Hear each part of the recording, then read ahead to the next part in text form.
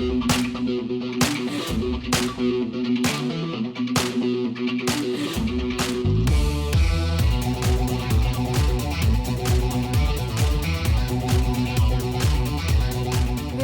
a un nuevo episodio de Urbana TV.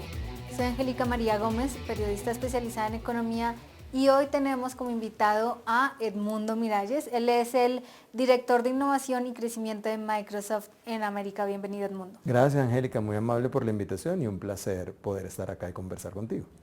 Bueno, Edmundo, estamos contando los días para la primera cumbre de inteligencia artificial, la CIA de Camacol, que se llevará a cabo este 21 y 22 de agosto en Cartagena. Aprovecho la cuña para nuestra audiencia: si nos están viendo antes del 21 de agosto, no pierdan esta oportunidad, inscríbanse ya mismo, porque va a estar Edmundo hablando sobre inteligencia artificial. Cuéntanos un poco de tu presentación. Sí, súper emocionado de poder ir. Durante la presentación voy a hablar y voy a tratar de romper un poco esos mitos que hay sobre la construcción y el uso de inteligencia artificial. Les voy a presentar un concepto que se llama Frontier Firms, es un concepto de la OCDE, básicamente de productividad, que dice que hay empresas que gracias a la tecnología logran una ventaja competitiva tal que sacan del mercado a las otras. Entonces, vamos a ver cómo prepararnos para convertirnos en empresas frontera y poder lograr esas ventajas competitivas con la tecnología. Bueno, ustedes tienen un estudio que dice que 2 de cada 3 MIPYMES, que son las micro, pequeñas y medianas empresas, utilizan la inteligencia artificial dentro de su negocio. ¿Cómo derrumbar ese mito de que es necesaria una gran inversión para poder aplicar esta tecnología? Hay un mito en el imaginario de muchas personas todavía de que tienen que hacer grandes inversiones para hacer uso de la tecnología, pero desde la masificación de la computación en la nube y el concepto de transformación digital, básicamente lo que el mundo tecnológico ha logrado es homogenizar el acceso a las tecnologías. No importa si eres una muy gran empresa o eres una empresa muy pequeñita, todos usan las mismas herramientas y tienen un modelo de pago por uso que nos permite jugar y experimentar con ellas, y de ahí decidir si queremos continuar con ella porque nos agrega valor o descartarla para ir a buscar la siguiente, y hacer de eso de hecho una fortaleza de la organización, de poder usar tecnologías disponibles a muy bajo costo que nos ayudan a generar ventaja competitiva en nuestro negocio. ¿Cuál es la recomendación para dar ese primer paso hacia la implementación de inteligencia artificial? Porque claro, las empresas empiezan por una herramienta, se van sumergiendo en todo este entorno tecnológico. Entonces, ¿cuál podría ser ese primer paso? Mira, el primer paso creo que es usar la inteligencia artificial generativa. O sea, la inteligencia artificial nació hace más de 50 años aproximadamente, y el boom que tenemos hace 3 es el advenimiento de la inteligencia artificial generativa, porque es la primera herramienta de la historia de la humanidad que no requiere entrenamiento previo para usarlo. O sea, la curva de aprendizaje es súper rápida. Entonces, si quieres empezar a usar inteligencia artificial, escoge una inteligencia artificial generativa, empieza a usar y ve qué te sale bien, qué te sale mal, para qué la ves que es buena, para qué la ves que no tanto, y de ahí luego, de hecho, nosotros en Microsoft proponemos 2 pasos siguientes, que son la evolución natural de ese proceso. Entonces, lo primero la usas, aprendes a usarla y ves lo que puedes hacer y lo que no puedes hacer. Luego la conectas con tus datos, porque la inteligencia artificial generativa sabe mucho de conocimientos genéricos, si quisieras verlo, pero no sabe nada de ti, de tu negocio, de tus datos. Entonces, conectarla con tu negocio ya es un paso que tiene más lógica después de haber entendido lo que puedes hacer y no puedes hacer.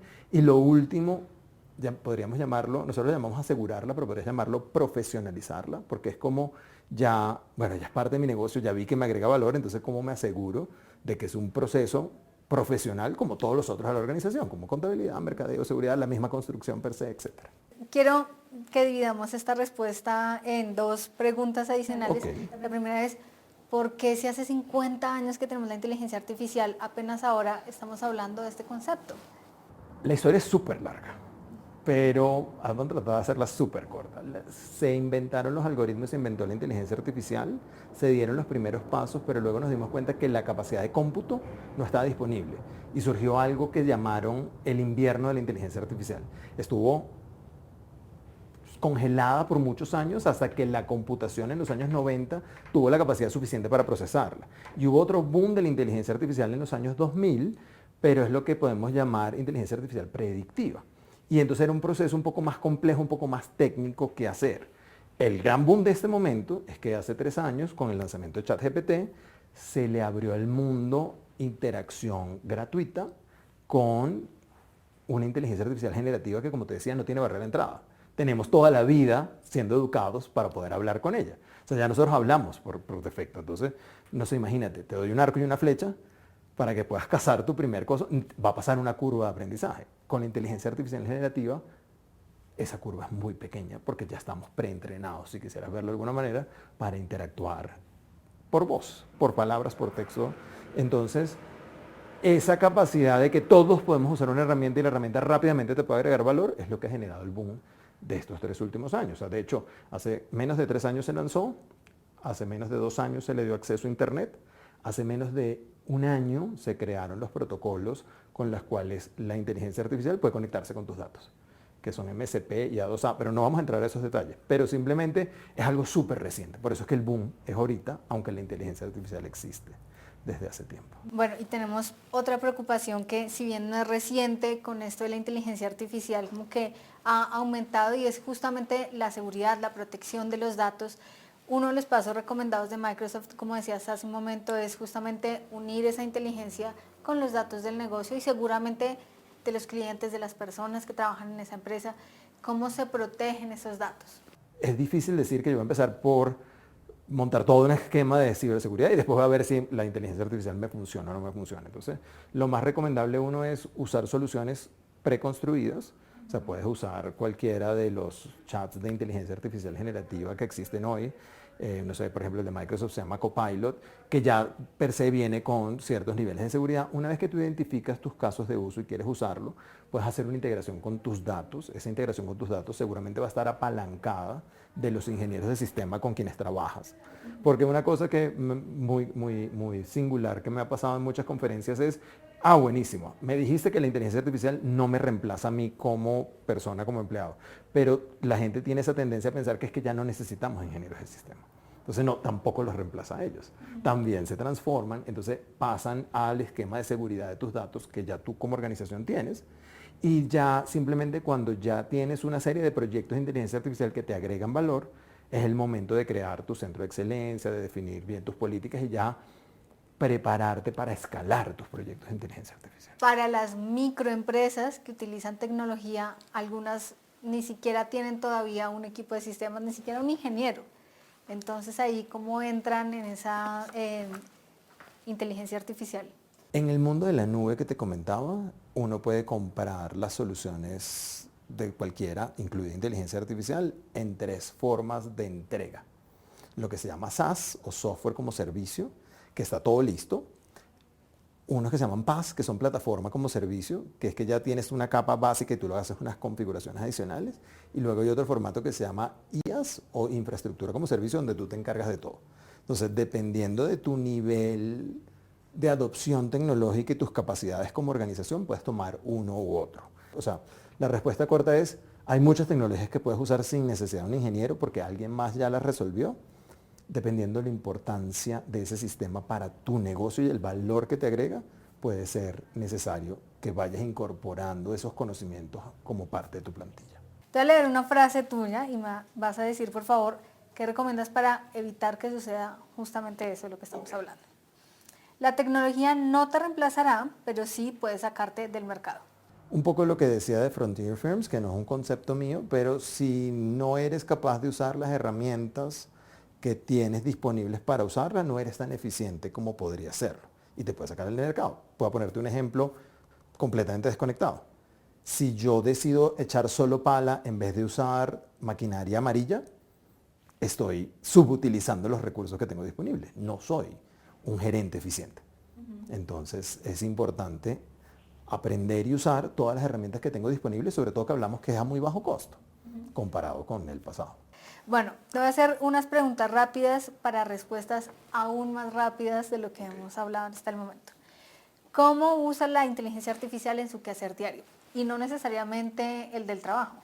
Mira, la uso en 1000 formas, pero yo en mi tiempo libre me gusta hacer proyectos de sostenibilidad. Tengo una cosa personal con ahorrar agua y entre una de las cosas tenía varios años tratando de crear una fórmula química para ahorrar el uso de agua en un proceso.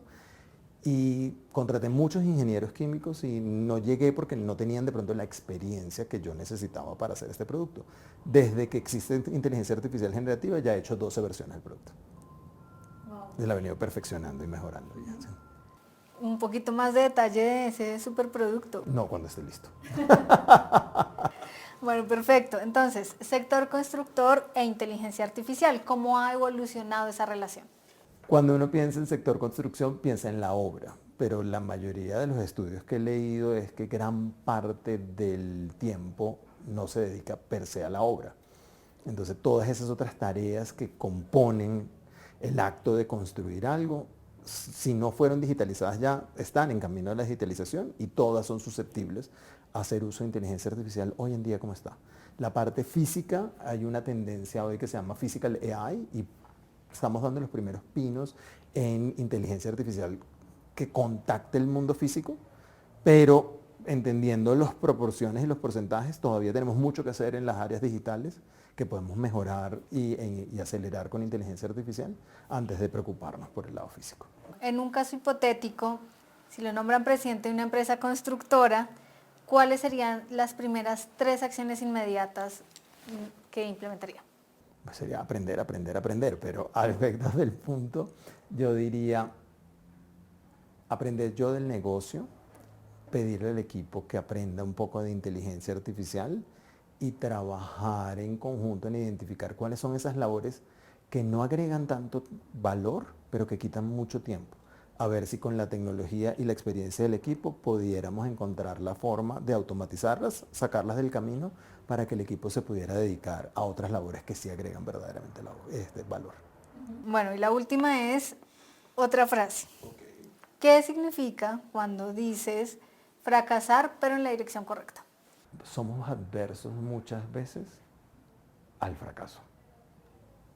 Y dentro de esa aversión a fracasar, a veces incluso hacemos cosas en la dirección equivocada para no equivocarnos. Por ejemplo, seguir haciendo el papeleo de la misma manera que lo venía haciendo para no sentirme que soy incapaz de hacerlo. Entonces, esa frase lo que quiero decir es, define cuál es tu norte, define cuál es tu propósito, define cuál es ese objetivo que quieres lograr, el valor que quieres alcanzar o que le quieres dar a tus clientes e intenta. Prueba con una nueva tecnología como hablamos de transformación digital, trata de crear un agente para no tener que hacerlo a mano, compra un nuevo software, o sea, hay 1000 herramientas o formas que pueden ser, pero el resumen es, no tengas miedo de equivocarte, pero sí ten miedo a no tener claro hacia dónde vas. ¿Sí? Siempre con un norte claro, se vale gatear, caminar, tropezarse, pararse, empezar las rodillas, salir hasta que corras. Y siempre en la dirección que quieres, teniendo claridad sobre cuál es el valor que quieres agregar. Súper, bueno, ahora tengo 4 palabras, te voy a ir diciendo y tú me das lo primero que se te venga a la mente. Okay. ¿Listo? Data.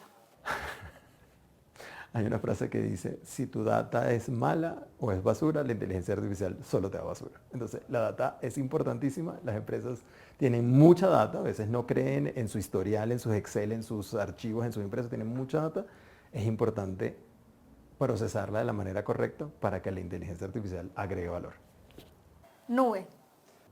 Igualdad, nos iguala a todos. Gracias a la nube, todos competimos con las mismas herramientas. Una empresa colombiana puede competir con una en Islandia o con una en Australia. En el evento vamos a hablar un poco de algunos casos de uso. Hay una empresa de Nueva Zelanda que compite en una cantidad de países impresionantes gracias a la tecnología. Entonces, la nube es esa que nos habilitó mucho de esto que hablamos de transformación digital y accesible para todos, sin importar el tamaño ni dónde estás. Bueno, inteligencia artificial y futuro. Uy, incierto. Todo el mundo tiene una opinión, todo el mundo tiene una perspectiva. Yo estoy encantado con lo que está pasando con la inteligencia artificial. Yo siento que hago más con menos esfuerzo. Me siento empoderado. Me siento que hoy cuento con todo un conocimiento que antes no tenía. Entonces, la computación en la nube me dio las herramientas. La inteligencia artificial me igualó, me homogenizó el acceso al conocimiento. Antes las empresas también se diferenciaban pagando a la persona que sí sabía cómo hacer la cosa. Y hoy el terreno de batalla cambió a la experiencia. Entonces, si todos tenemos las mismas herramientas y todos tenemos acceso al mismo conocimiento, lo que marca la diferencia y la ventaja está en la experiencia. Y Colombia, inteligencia artificial. Oportunidad.